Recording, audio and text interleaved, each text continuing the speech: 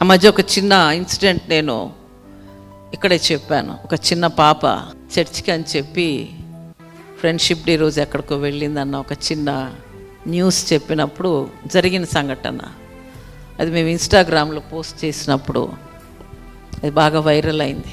బాగా వైరల్ అయ్యి ప్రస్తుతానికి 1,00,000 మంది పైన చూశారు. 1,00,000 దాటిపోయి ఇంకా వెళ్తానే ఉంది. ఎన్నో 7,000 పైన లైక్స్ చేశారు, షేర్లు కొట్టారు, కామెంట్స్ పెట్టారు.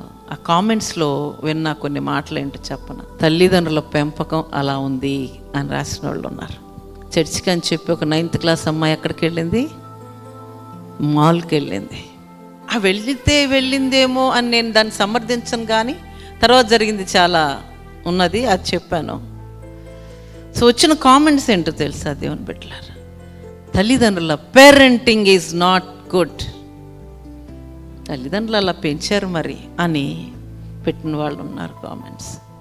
సో ఇవాళ యెహోవా యందు నమ్మిక ఉంచినటువంటి వారి మనస్సు, వారి ప్రవర్తన ఇక్కడ ఏమంటున్నాడు, నేను నడవవలసిన మార్గము నాకు తెలియచే.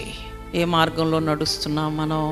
చర్చికి అని చెప్పి అక్కడికి వెళ్తున్నారు, అమ్మోళ్ళకి ఏం చెప్పి ఏం చేస్తున్నారు, ఎలా ఉంటున్నాయి ప్రవర్తనలు, పిల్లలు ఏది చేసినా మాట వచ్చేది తల్లిదండ్రులకే.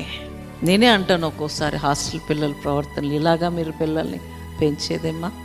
మంచి బిడ్డను మా చేతికి ఇవ్వండి, ఒక మంచి స్టూడెంట్గా మేము మీ చేతిలో పెడతామంటా నేను.